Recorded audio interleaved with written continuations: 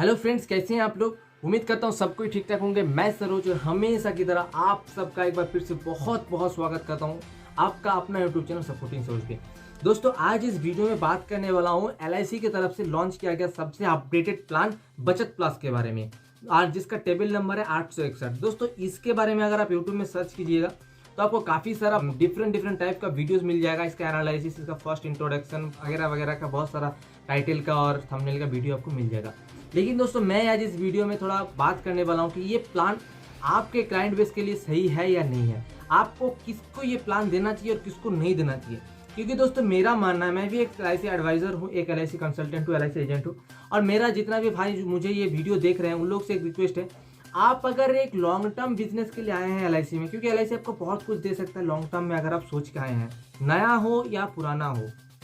आपके लिए बताना चाहूँगा, अगर आप लॉन्ग टर्म सोच रहे हैं कि मुझे 20 साल तक 25 साल तक LIC में सर्वाइव करना है, LIC के लिए काम करना है, तो आपको LIC भर के देगा। तो लॉन्ग टर्म के लिए अगर आप सोच रहे हैं तो आपको आपके क्लाइंट के हित में सोचना है। ऐसा नहीं कि कोई भी प्लान आ गया और ले जाके आप अपने क्लाइंट को किसी तरह से कन्विंस करके, कम्युनिकेट करके आप उसको दे दिए, जबकि उसको वो प्लान आपके क्लाइंट के हित में है ही नहीं। ये ऐसा अगर आप करते हैं, बाद में आपको दोस्तों, हाँ, हो सकता है अगले 2 3 4 5 साल आप बहुत ज़्यादा ग्रो कर जाएं, आप बहुत ज़्यादा कमीशन अर्न करने, लेकिन लॉन्ग टर्म के लिए आपका सिविल इसको खराब हो जाएगा। डेफिनेटली आपका सिविल खराब होगा तो आपका बिजनेस भी ग्रो नहीं होगा, आपको खराब होगा, तो आने वाला समय में आपका रिकॉर्ड खराब होगा। तो लॉन्ग टर्म आप यहाँ पे स्टेबलाइज हो नहीं सकते। लेकिन दोस्तों, अगर आप लॉन्ग टर्म स्टेबल होना चाहते हैं तो हो सकता है इनिशियली आपको थोड़ा सा इनकम कम आए, लेकिन आपको वैसा प्लान उन लोगों को देना है जो आपको क्लाइंट के हित में है। यानी आपका ऐसा पॉलिसी जो आगे जब आपके क्लाइंट के हित में है ही नहीं, आप दे दिए, भैया गए हैं आप। स्टार्टिंग में तो आप कमा लिए, लेकिन लॉन्ग टर्म के लिए नहीं। लॉन्ग टर्म रहना है तो आपको कस्टमर के हित में सोचना है।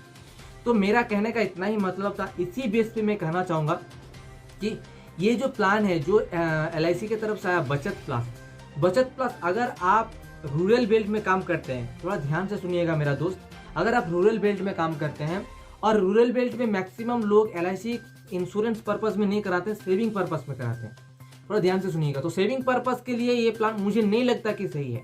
ये प्लान जो 861 बचत प्लस आया है, तो रूरल बेल्ट में जो सेविंग पर्पस में कराते हैं उन लोगों के लिए मेरे हिसाब से ये सही नहीं, क्योंकि इसका लॉयल्टी एडिशन फिक्स नहीं है। 0 रुपया भी हो सकता है, 100 रुपया भी हो सकता है, 50 रुपया भी हो सकता है।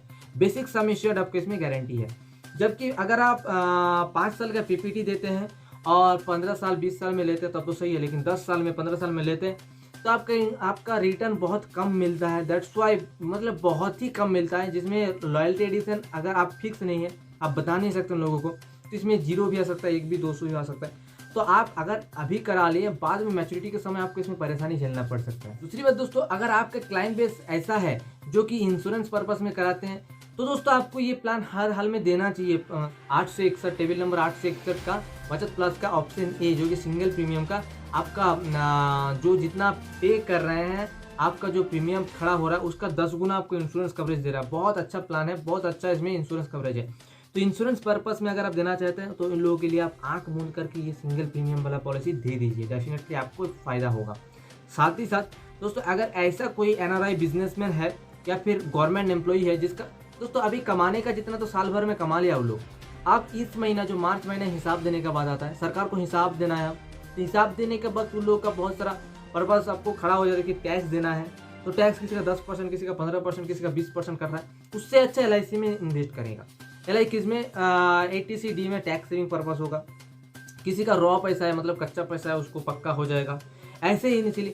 लेकिन उन लोग का क्या है, उन लोग अगला 15 साल 20 साल तक लगातार LIC के लिए इसलिए नहीं करते क्योंकि लगातार चलाना है, लेकिन 5 साल का PPT है, दैट्स वाई वो लोग इंटरेस्टेड होंगे कि हाँ 5 साल किसी तरह से खींच लेंगे और मुझे मेरा कच्चा पैसा भी वाइट में आ जाएगा और मेरा टैक्स भी देना नहीं पड़ेगा। इस प्रकार से पर्पस, अगर ऐसा क्लाइंट बेस आपका है तो आपको बहुत फायदेमंद वाला है।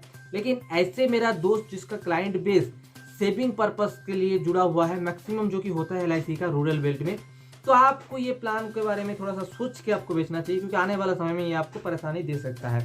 तो दोस्तों, मेरा कहने का इतना मतलब था, आप कोई भी प्लान आए और मुंह उठा के आप बेचने चल गए, ऐसा नहीं करना है। आपको एनालिसिस करना है कि आपको कस्टमर बेस के लिए सही है या नहीं है, क्योंकि आप जानते हैं आपका कस्टमर बेस क्या है। ब्रांच मैनेजर नहीं जानता है, आपका DO नहीं जानता है, आपका डिविजनल मैनेजर, आपका जोनल मैनेजर नहीं जानते हैं कि आपका क्लाइंट बेस, आपका मार्केट क्या है। आप जानते हैं आपका मार्केट क्या है, आपको मार्केट के आपके क्लाइंट के लिए कौन सा प्लान उन लोगों के हित में है और कौन सा प्लान उसके हित में नहीं है, आप जानते हैं। तो दैट्स वाई आपको ये एनालिसिस करना है, लॉन्ग टर्म के लिए सोचना है। तो हो सकता है इस साल, इस महीना, इस हफ्ते आपका बिजनेस कम आए, लेकिन लॉन्ग टर्म ऐसा सोच के चलिएगा तो लॉन्ग टर्म आपको अच्छा रिजल्ट देखने को मिलेगा, मुझे लगता है।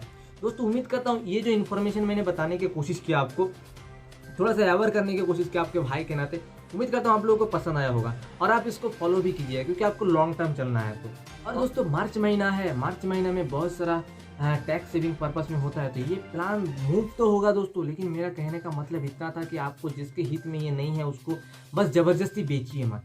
प्लान आया है, सही है, ज़बरदस्त प्लान है, बहुत अच्छा कॉन्सेप्ट है, लेकिन ज़बरदस्ती ना बेचिए कि आपको बस बेचना ही है। प्लान मार्च महीना है, आपको किस तरह से आपका टारगेट फिलअप होने छोड़ दीजिए भैया, टारगेट ना होने दीजिए इस बार, अगले बार हो जाएगा, उससे अगले बार हो जाएगा। आप LIC में है तो आपका टारगेट भी पूरा हो जाएगा, LIC बहुत कुछ देगा आपको, लेकिन आपको कस्टमर के हित में सोचना है, तभी आपका बिजनेस ग्रो होगा, क्योंकि आपका कस्टमर ही आपका वकील बनेगा, आपका कस्टमर ही आपका एसेट्स है, उन लोगों के लिए हित में सोचिएगा तो LIC आपको बहुत देगा। उम्मीद करता हूँ दोस्तों ये इन्फॉर्मेशन आपको पसंद आई होगी। अगर पसंद आई तो दोस्तों एक लाइक जरूर कीजिएगा, नहीं पसंद आई तो दिल खोल कर डिसलाइक करके कमेंट बॉक्स में जरूर बताना कि क्यों पसंद नहीं आया, क्योंकि आप इस प्रकार से बोलते हैं ना क्यों पसंद नहीं आया, तो मुझे मोटिवेट मिलता है, उसको सुधारने का मौका मिलता है। तो दोस्तों चैनल पे अगर पहली दफ़ा हो तो आपसे रिक्वेस्ट है सब्सक्राइब करके बेल आइकन जरूर दबा दीजिए, क्योंकि दोनों बिल्कुल फ्री है, मुफ्त। अगले वीडियो में, तब तक आप अपना ख्याल रखिए, मैं लेता हूँ विदा, जय हिंद।